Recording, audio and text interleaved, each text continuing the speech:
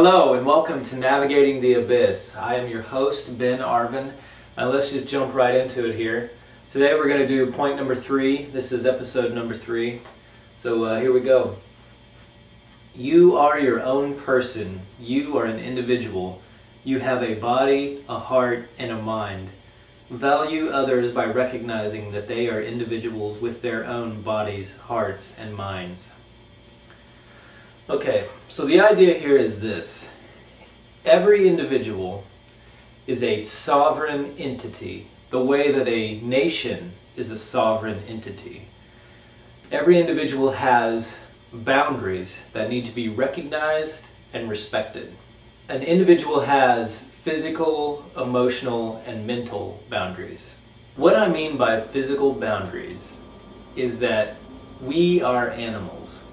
And we have a natural space that we occupy. That space and those boundaries need to be recognized, respected.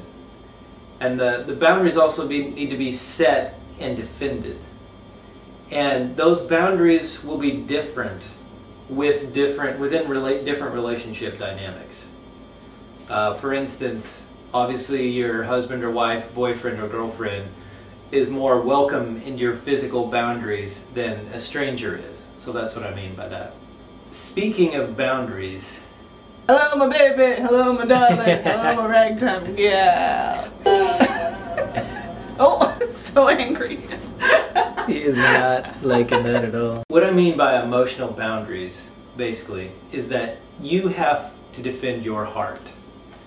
And it's up to you to make sure that relationships are exchanges and that no one's taking advantage of you and that you're letting the right people in and keeping the wrong ones out. And that can be very difficult to know how to do. But I think it can start by just recognizing that you have the right to set emotional boundaries and to defend them. And you don't just have to let anybody in. Make people earn your trust. Make people earn your respect over time. Compare their actions against their words to see if they're trustworthy. So that's what I mean by emotional boundaries. You have to defend your heart. So what I mean by mental boundaries is that you have to defend your mind. We are all influenced by other people. There's no getting away from that. And we're influenced by everything that we see, read, hear, etc. We absorb all of this information, even if it's unconscious and we don't realize it. So we're affected by that. But I think it is good to recognize that we're affected by all of those things and to consciously set up our mental boundaries and think, do I want to let this in? Do I want to absorb this information because it's going to have an effect on me? One way or another. So should I do that? So you have the choice to set those mental boundaries and be aware of what you let in and what kind of information you absorb and from who you absorb it from. So that's how you defend your mental boundaries.